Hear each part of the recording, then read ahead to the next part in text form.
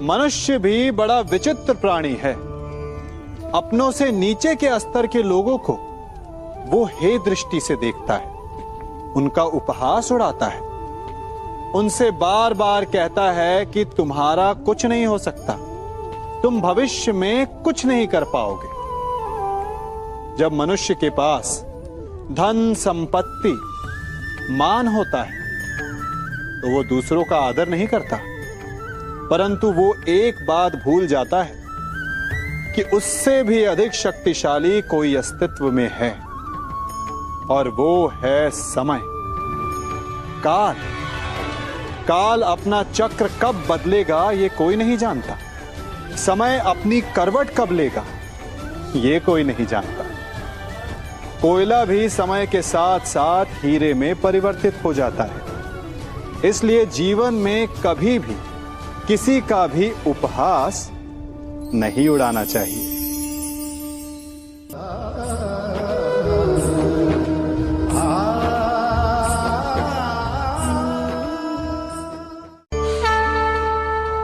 गर्व, अभिमान और अहंकार, ये तीनों सुनने में एक जैसे लगते हैं, परंतु तीनों का अर्थ भिन्न होता है और परिणाम भी। तीनों का आरंभ प्रेम से होता है। स्वयं से प्रेम, परिश्रम हमारे मन में गर्व को जन्म देता है और सफलता अभिमान जगाती है। यहां तक ठीक है, परंतु जब ये भावना अहंकार बन जाती है तब वो समस्या बन जाती है, क्योंकि सबसे बुरा अंत अहंकारी का ही होता है। परंतु मनुष्य के लिए पहेली यही है कि पहचाना कैसे जाए कि अहंकार जग गया है और उसका दमन आवश्यक है। इसका उत्तर मैं नहीं, आपका मन देगा। जब तक आप स्वयं से प्रसन्न हैं, जब तक आप सबसे ऊंचा उठने का प्रयास कर रहे हैं, तब तक ठीक है। परंतु जब आपके मन में दूसरों को नीचा समझने का भाव आ जाए तो सावधान हो जाइए, क्योंकि यही अहंकार है जो वास्तव में आपको हीन कर रहा है।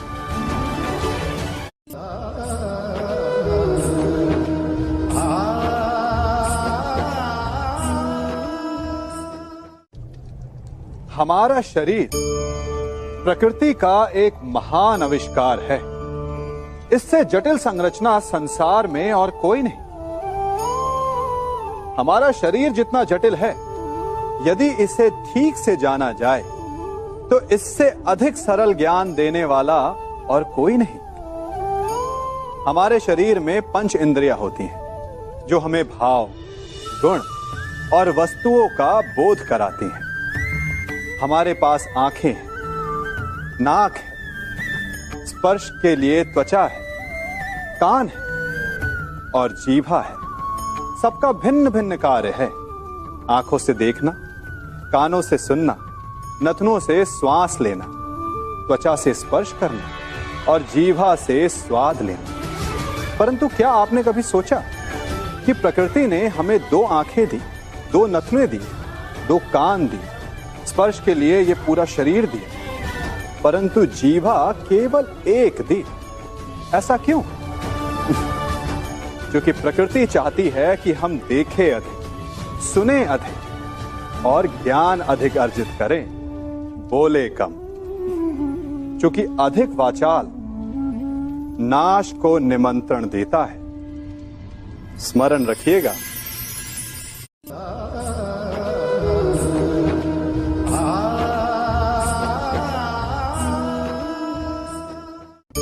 मनुष्य की सबसे बड़ी दुर्बलता क्या होती है? सोचिए। धन, प्रेम, अहंकार। मनुष्य की सबसे बड़ी दुर्बलता होती है उसके रहस्य। चाहे आप कितने भी शक्तिशाली क्यों ना हो, कितने भी प्रबल क्यों ना हो, परंतु उसके रहस्य उसके नाश की चाबी होती है। इसलिए यदि प्रबल रहना है, शक्तिशाली रहना है, समर्थ रहना है, तो अपने रहस्य को किसी को भी ना बताएं, ना मित्र को और ना ही शत्रु को, क्योंकि समय पड़ने पर कब कौन शत्रु हो जाए ऐसा कहना संभव नहीं। विभीषण को रावण के अमृत कुंड का ज्ञात था, इसीलिए प्रभु श्री राम रावण का वध करने में सफल हो सके। इसलिए उचित यही है कि आप अपने रहस्य को स्वयं तक ही सीमित रखें।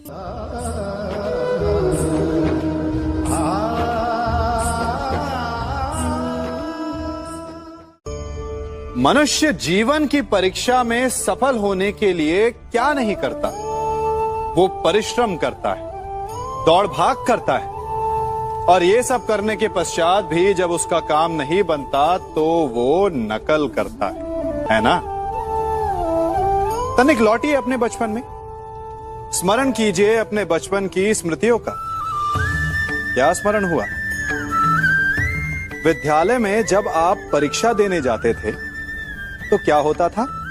आप ना सहे, परंतु कोई ना कोई सफलता पाने के लिए नकल करता ही था और उत्तीर्ण भी हो जाता था, है ना? परंतु जीवन की परीक्षा ऐसी नहीं होती। नकल करने वाला सफल नहीं होता। कारण विद्यालय में सबके प्रश्न पत्र एक होते थे, परंतु जीवन के प्रश्न पत्र और उनकी कठिनाई सबके लिए भिन्न होती, तो निश्चित रूप से उनके उत्तर भी भिन्न होंगे ना। इसलिए यदि आपको जीवन में सफलता पानी है तो नकल ना कीजिए, स्वयं के प्रश्नों का उत्तर स्वयं ढूंढिए और सफलता आपकी ही होगी।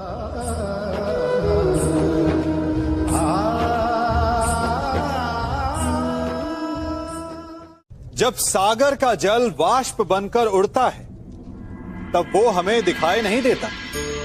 मेघ उस जल को अपने भीतर छिपा लेते हैं, लंबी यात्रा करते हैं, प्रयास करते हैं कि वो जल सदा उनके भीतर छिपा रहे, परंतु जब वायु का वेग उन्हें उड़ाकर किसी पर्वत से ले जाकर के टकरा देता है तब उन मेघों को बरसना ही पड़ता है, क्योंकि यही नियति है, यही प्रकृति है।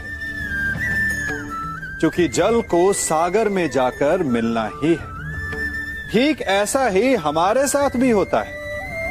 हम सत्य को अपने मन के मेघों में चाहे जितना छिपाने का प्रयास कर लें, परंतु समय की आंधी उसे वास्तविकता के पर्वत से ले जाकर के टकराकर हमारे समक्ष ले ही आती है। जिस भय के कारण आप सत्य को सामने नहीं लेकर आना चाहते, एक दिन वही भय हमारे समक्ष आकर खड़ा हो जाता है और फिर हम लाचार हो जाते हैं, क्योंकि हमने उस भय का सामना करने की तैयारी नहीं की होती। इसलिए सत्य से भागे नहीं, उसे छिपाए भी नहीं, उसे स्वीकार करें। भविष्य की बड़ी विपत्ति से बच जाएंगे।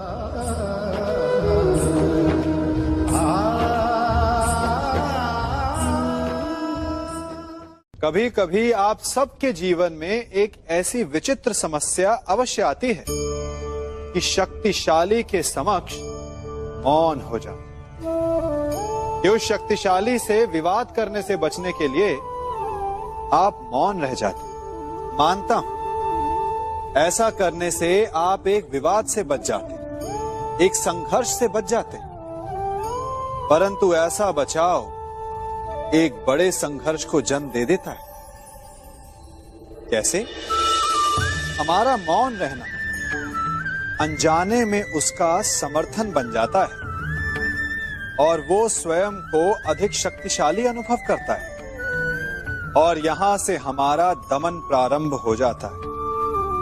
एक के बाद एक हम अन्याय में अनचाहे रूप से सम्मिलित होते चले जाते हैं। तो इसका तोड़ क्या है?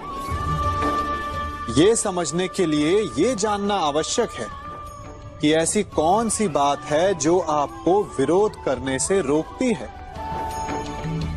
ये सामने वाले की शक्ति नहीं जो आपको रोकती है, ये आपके भीतर छिपा भय है जो आपको रोकता है। हाँ, कभी कभी भय आपकी सुरक्षा अवश्य कर सकता है, परंतु साथ साथ ये भी जानना आवश्यक है कि ये भय ही है जो आपको मौन भी रखता है। इसलिए अपने मन से भय को निकालिए और खुलकर अनीति का, अन्याय का विरोध कीजिए और फिर देखिएगा आपका मन कितना मुक्त, कितना हल्का अनुभव करेगा।